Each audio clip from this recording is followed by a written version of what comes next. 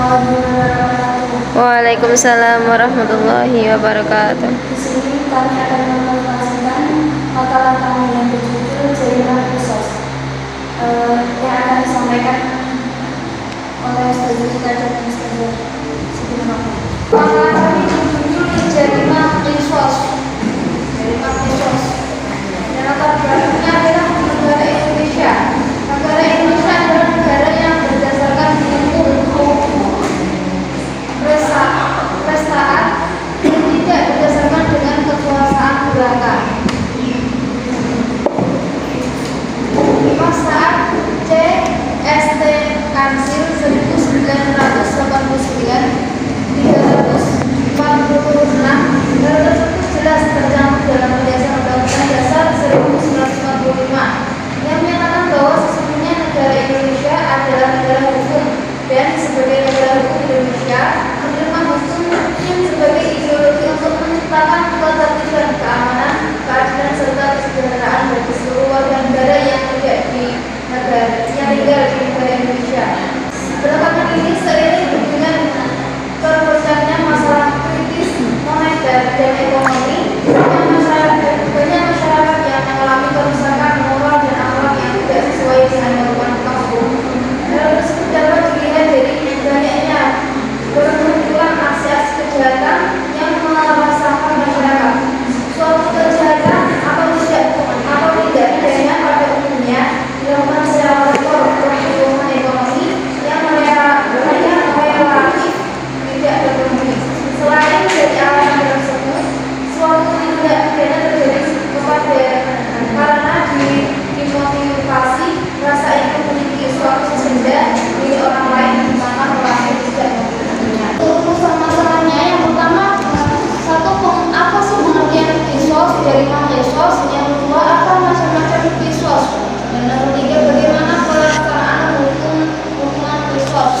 Yang keempat, bagaimana harusnya hukuman resource? Dan nomor 5, bagaimana saja giat resource itu? Dan tujuan makalah kami yaitu mengetahui pengertian jaringan resource, memahami pentingnya macam-macam resource, memahami cara pelaksanaan hukuman resource, mengetahui cara penghapusan hukuman resource, mengetahui giat resource. Langsung ke pembahasan. Yang pertama, pengertian jarimah.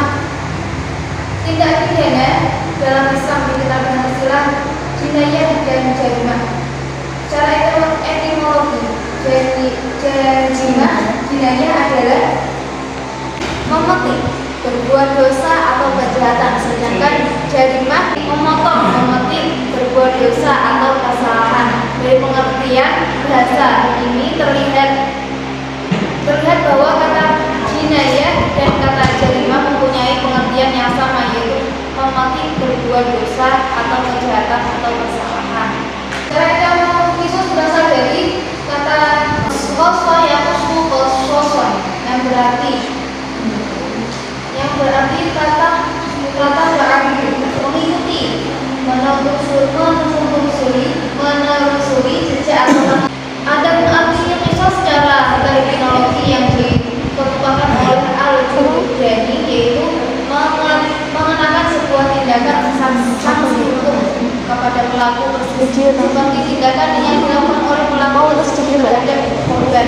Sementara itu dalam ujian Al-Wasit, resource diartikan dengan menjatuhkan sanksi hukum kepada pelaku tindak pidana sama persis dengan tindak pidana yang dilakukan. Nyawa dengan nyawa, anggota tubuh dibalas dengan anggota tubuh.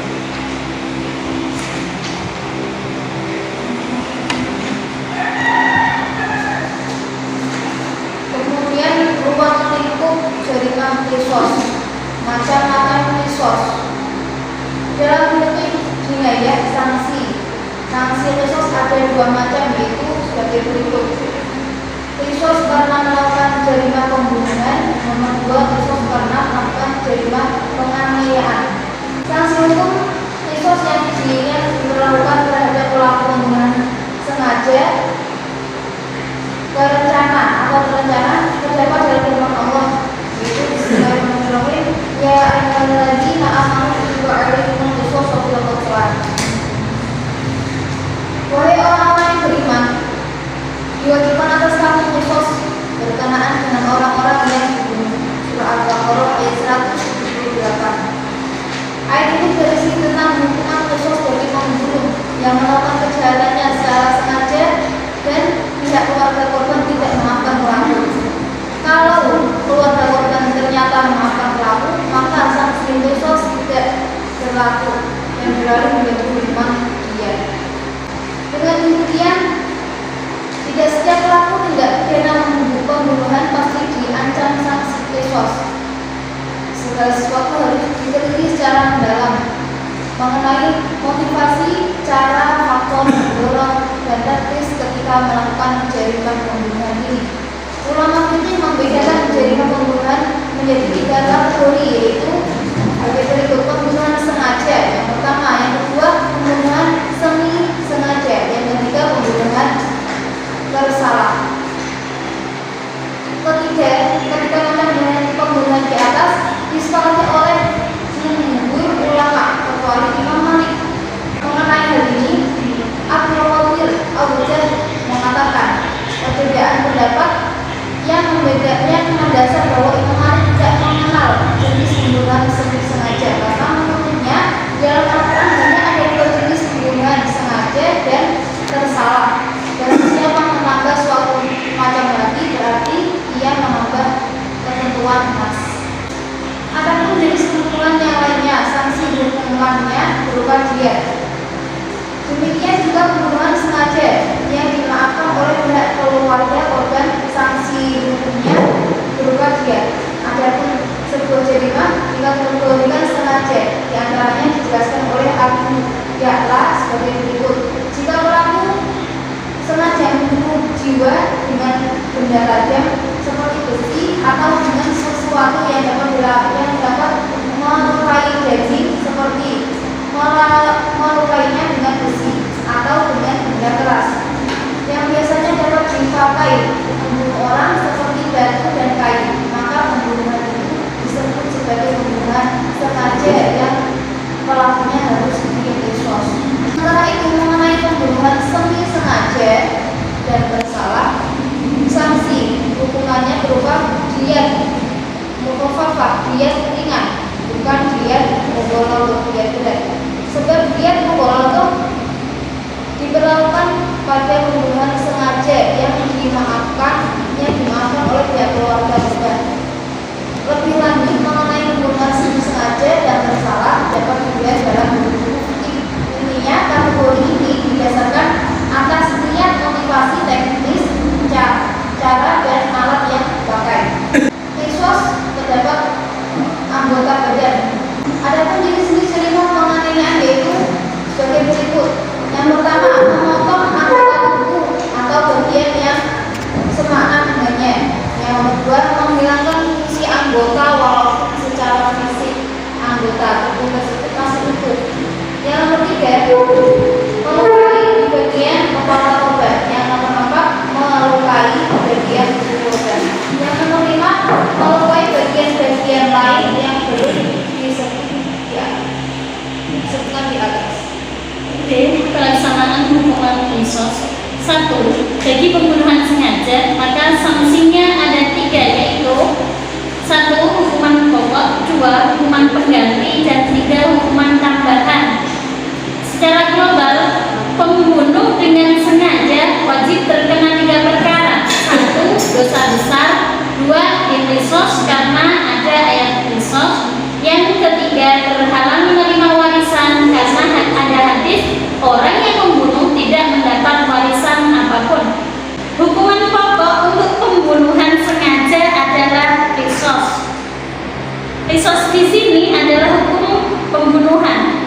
Ketika mustahik al-kisos dimaafkan dengan tanpa meminta diat, maka menurut mazhab Hanafi, Maliki, dan Syafi'i, dalam sebuah pendapat maka tidak wajib bagi pembunuh tadi membayar diat secara paksa. Hanya saja baginya ia boleh memberinya sebagai gantian dari pemaafan dari mustahik al-kisos tadi. Secara hukum, si mustahik al-kisos berhak untuk memaafkan secara gratis tanpa tuntutan diat. Sedangkan cara kisos pula terjadi khilaf. Menurut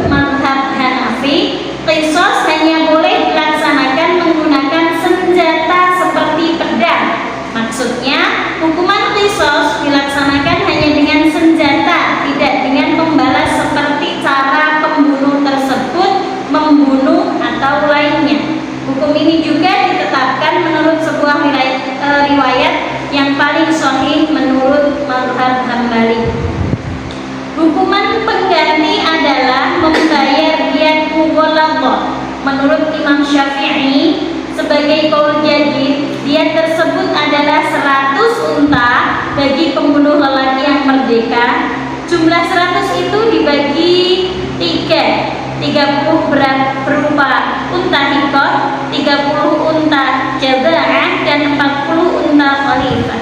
Ketika tidak dapat ditemukan, maka berpindah pada harga unta-unta tersebut. Hukuman tambahan kejahatan pembunuhan adalah terhalang untuk menerima waris dan wasiat. Dalam hal waris, ulama sepakat, sedangkan wasiat masih terjadi perbedaan pendapat. 2.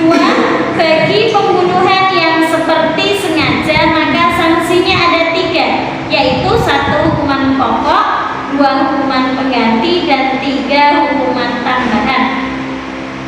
Hukuman pokok bagi pembunuhan yang seperti sengaja adalah membayar diyat mughalladzah. Hukuman pengganti bagi pembunuhan seperti sengaja tadi adalah ta'zir. C. Penghapusan hukuman qisas. Hukuman qisas dapat dihapus karena hal-hal berikut: 1. Hilangnya tempat atau bagian yang diqisas. 2. Permaafan atau adanya permohonan maaf. 3. Perdamaian. 4. Diwariskan hak qisas. D. Diyat. Diyat secara terminologi syariat adalah harta yang wajib dibayar dan diberikan oleh pelaku jinayat kepada korban atau walinya sebagai ganti rugi disebabkan jinayat yang dilakukan oleh si pelaku kepada korban. Diyat adalah jumlah harta yang dibebankan kepada pelaku karena terjadi tindak pidana pembunuhan atau penganiayaan dan diberikan kepada korban atau walinya. Diyat terbagi ke dalam 2 macam, yaitu 1 diyat mughalladzah, 2 diyat mukhaffafah. Diyat mughalladzah adalah denda disebabkan karena membunuh seorang yang merdeka Islam secara sengaja, dan diyat mukhaffafah yaitu denda disebabkan karena pembunuhan seorang Islam tanpa disengaja. Bab 3 penutup. Kesimpulan. Dalam fikih jinayah, sanksi qisas ada 2 macam, yaitu 1. Qisas karena melakukan jarimah pembunuhan. 2. Qisas karena melakukan jarimah penganiayaan. Ulama fikih membedakan jarimah pembunuhan menjadi 3 kategori, yaitu 1. Pembunuhan disengaja, 2. Pembunuhan semi sengaja, dan 3. Pembunuhan tersalah. Dari ketiga jenis tindak pidana pembunuhan tersebut, sanksi hukuman qisas hanya berlaku pada pembunuhan jenis pertama, yaitu jenis pembunuhan sengaja. Sementara itu, mengenai pembunuhan semi sengaja dan tersalah, sanksi hukumnya berupa diyat mukhaffafah, bukan diyat mughalladzah, sebab diyat mughalladzah diberlakukan pada pembunuhan sengaja yang dimaafkan oleh pihak keluarga korban. Bagi pembunuhan sengaja, maka sanksinya ada 3, yaitu 1. Hukuman pokok qisas, 2. Hukuman pengganti membayar diyat mughalladzah, dan 3. Hukuman tambahan terhalang untuk menerima waris dan wasiat. Secara global, pembunuhan dengan sengaja wajib terkena 3 perkara: 1. Dosa besar, 2. diqisas karena ada ayat qisas, dan 3. terhalang menerima warisan. Bagi pembunuhan yang seperti sengaja, maka sanksinya ada 3, yaitu hukuman pokok membayar diyat mughalladzah, 2. hukuman pengganti ta'zir, yang 3. hukuman tambahan yaitu terhalang untuk menerima warisan. Hukuman qisas dapat dihapus karena 1. hilangnya tempat atau bagian yang diqisas, 2. permaafan atau adanya permohonan maaf, 3. perdamaian, 4. diwariskan hak qisas. Dia terbagi ke dalam 2 macam, yaitu diyat mughalladzah dan diyat mukhaffafah. Demikian makalah dari kami. Oke, terima kasih. Selanjutnya, sesi tanya jawab. Silakan para audien yang mau bertanya. Pasal riwayat, kalau tidak salah riwayatnya Ibnu Majah, orang tua itu tidak dikisos dan membunuh anaknya. Alasannya kenapa? Apakah itu kan tidak dikisos? Apakah ada hukuman lain untuk orang tuanya atau tidak? Ada lagi audien yang ingin bertanya? Hanya satu pertanyaannya. Monggo Mbak Inun. Kalau kita biasanya mengaji itu ada ustadz yang mengatakan seperti ini. Kalian itu jangan lewat di depan orang sholat. Kalau kalian lewat di depan orang sholat, itu hukumnya halal untuk dibunuh. Apakah itu termasuk juga kisos? Pertanyaan yang pertama tentang tadi bangun dari bangunan sehingga Membunuh itu kisos orang sih. orang tua Katanya orang Islam. ada hadis ya tidak boleh mengkisos orang tua sendiri yang membunuh anaknya. Itu di dalam buku fikih Islam ini yang saya baca, ini ada syarat-syarat wajib kisos. Itu hukum bunuh. Yang pertama, orang yang membunuh itu sudah balik atau berakal, itu wajib dikisos. Nah, yang kedua, yang membunuh itu bukan bapak dari yang dibunuh, termasuk tadi. Tidak, walaupun seorang orang tua membunuh anak, tapi itu tidak boleh dikisos.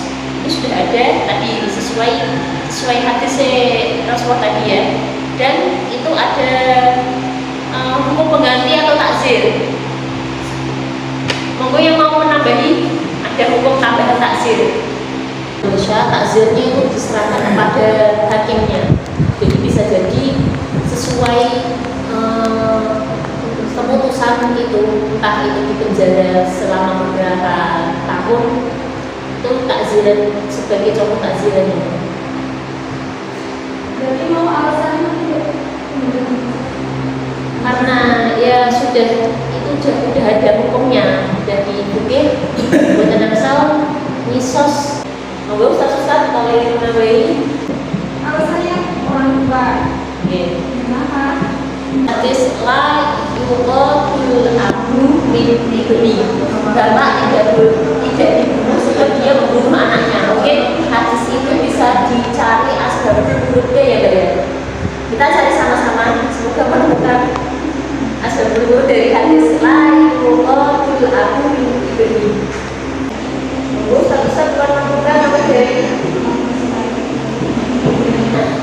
kenapa orang tua kok tidak dikisos padahal membunuh anaknya? Nah, adanya anak itu sebab adanya orang tua. Nah itu tidak boleh dikisos karena itu adanya anak. Terus akan tapi ya catatan, jika tidak mendapatkan hukuman maka akan sering terjadi kejahatan yang dilakukan orang tua terhadap anak saat ini masa yang akan datang. Tapi karena itu Islam mengajukan itu sebagai gantinya takzirnya berupa hukuman penjara. Sampun sakit diterima Karena anak itu ada karena ada orang tuanya.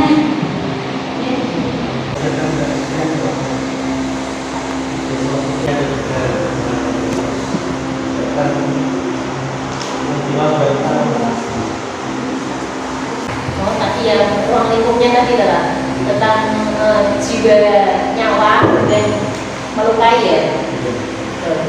Tadi menanggapi pertanyaan nomor 2 dari Mbak Ainun tadi, apakah halal membunuh orang yang lewat di depan orang sholat gitu? Dalam kasus kisos niku ruang lingkupnya ada 2, yaitu dibatasi oleh ulama fikih itu hanya pada tindak pidana atau pembunuhan itu wajib dikisos, wajib dibunuh kecuali keluarga memaafkan dia. Terus yang kedua itu kejahatan yang berhubungan dengan badan atau penganiayaan atau luka. Jadi selain itu boten wajib dikisos. Jadi tadi ruang lingkupnya dibatasi hanya dengan 2 tadi, tindak pidana kejahatan yang berhubungan dengan jiwa atau nyawa, pembunuhan Yang kedua dengan badan penganiayaan. Sama-sama terima ya. Untuk yang lain mungkin ada yang ada tambahan atau masukan. Masukan dari kelompok kami, bukan?